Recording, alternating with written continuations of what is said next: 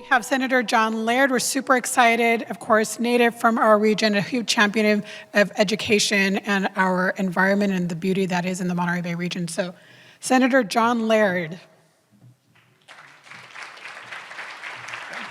Thank you. Thank you. Thank you very much. It's great to follow Robert because he covered a lot of ground and what he said. But let me just let you know that we change Senate leaders in a few weeks, and we will have an amazing situation where both the Senate President and the Assembly Speaker will be from the Central Coast. So it's going to be a very exciting change when that happens. And I wanted to use my relatively brief time to be really specific, look back at this year and some of the things that happened, and look forward to some of the challenges. And you've been hearing about some of them already, but we had a very difficult budget this year with a $12 billion problem. And yet we were able, as one speaker characterized it, to really try to defend in a good way. And as chair of the Education Budget Subcommittee, I was really a leader in restoring the cut to UC and CSU. And the governor proposed an 8% cut. And if you look at inflation and labor contracts, that was really an 11 to 12% cut. And over the 5 months of the budget process, we basically fought it back to zero. So even though we're going to have to go do it again this year, that was a great thing. And we plugged as best as possible Medi-Cal with the extra money we had so that we had very limited cuts this year. And we appropriated the first $3 billion of the climate bond Prop 4, and places on the Central Coast are disproportionately eligible for that. Because of the strain on food programs and now the cut federally in SNAP, we stepped up with $60 million for food banks, which really are filling the gap. And because the SNAP cut is coming, we actually added another $20 million in August, and that particularly will benefit the food banks of the Central Coast as they try to fill in the hole on food.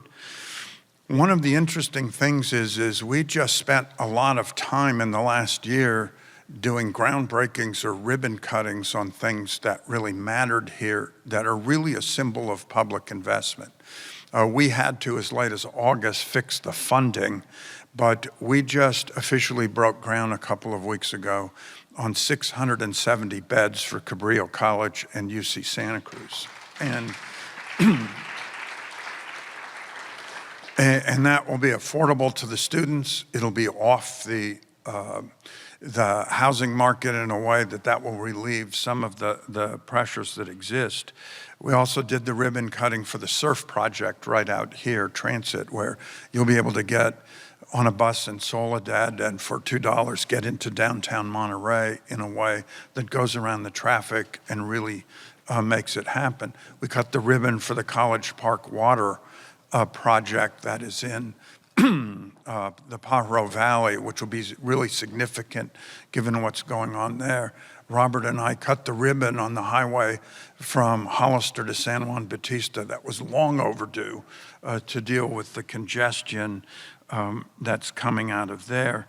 And so, and of course, really early in the year, we did the Pajaro levee groundbreaking, and we had done something unique. We had the state buy out the local share, which we did before the flood, to be able to have a fully funded levee project, and we just couldn't get there in time. Mother Nature intervened, but that is moving ahead.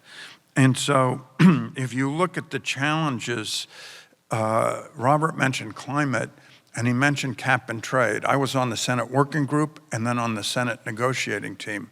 And the significant thing is there will be a significant chunk, as he mentioned, for electricity rate reduction.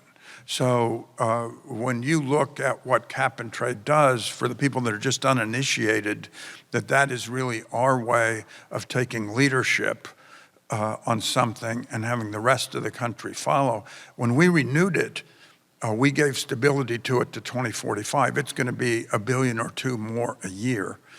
And we still have $1 billion to appropriate next year when we come back. But the Central Coast realizes a lot of support from the Sustainable Ag Program that's in cap and trade. Rates will go down. There will be good things that come from that. And I was part of the delegation to New York to the climate conference a few weeks ago, and we wanted to let the country know that we were not going to be paralyzed in the face of the step back of climate. We were going to continue to move ahead, and we were going to show that you could do it across the country. And that was a message that was received in New York in a very good way. But if you look at going forward, and I have to say, too, I put 14 bills on the governor's desk, and he signed all 14, but there were 2 that were really important because there's been a big fight over the Coastal Act and housing, and I had a bill he signed that shows that you can have both, coastal protection and housing, and it'll prioritize housing in jurisdictions that don't have local coastal plans, actually, with appropriate zoning, get the Coastal Commission out of the way and try to move on those affordable housing projects. I also had a bill that came out of the Moss Landing battery storage fire, which is a tragedy for our region and the people right around it. And it basically, that was approved locally. Moss Landing was completely permitted locally with no guidance from the state. And so now, out of this effort, we will have lithium standards in the building code. We will not allow people to build in combustible buildings, which doesn't seem like rocket science, but which we are doing. And we will involve the fire service at every stage, in the planning, in the construction, and in the operation in a way that they are in this. And the governor signed that bill, and I think that will be helpful across the state in battery storage. But if you look at what we're doing coming back, the estimate privately, it's not really, in my view, totally public, is that the federal bill, the big bill, will have a $5 to $8 billion direct impact to the state budget. And we will not have the money to backfill everything. And that isn't even a totally clear statement because there are billions of dollars that don't pass through the state but will be cut to state institutions. University of California research, some medical things, and we will have to do our best to triage. Now, Paul Mitchell mentioned $350 million will be a direct cut to Planned Parenthood clinics in California. Some of us really want to step up on that, but we'll have to see how it weighs against everything else and whether we have the money to do it. Some of us worked so hard to save Watsonville Hospital, and we also have challenges with Hazel Hawkins and Me Memorial. And I know you heard from Dr. Radner earlier, the cuts in Medicaid are direct hits. This was going to be the first year in most of the last decade that Watsonville Hospital was in the black. Now it's getting hit by this. So we are going to have to make sure that we do what it takes to keep those hospitals financially sound and operating. And it's going to be a challenge, but we know that we have to do it. And we also have many things. The Big Sur Highway, we would like to get reopened in our natural lifetime sometime. And it looks like that's going to happen in March, finally.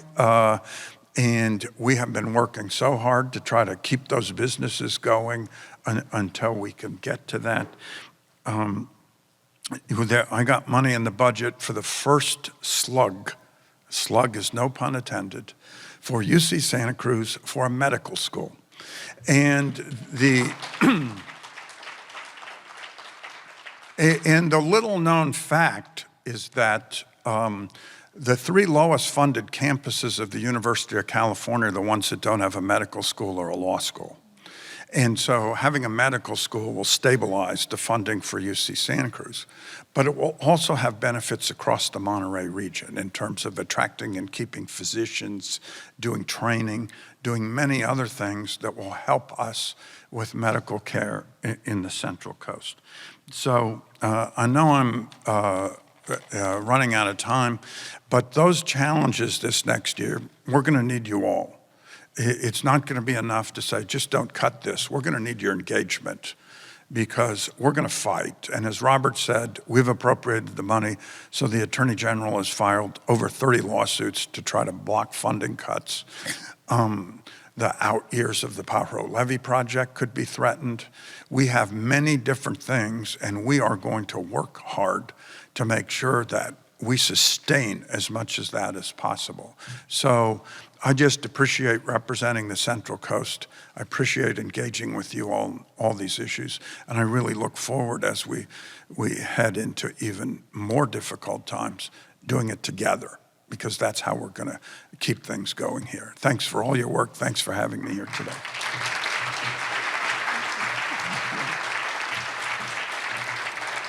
Thank you, Senator Laird, for working so diligently in representing the Central Coast. And it is really super exciting that we will have both the Senate leader and the Assembly leader from the Central Coast. So awesome. It's amazing that all of those bills have come to the governor's desk.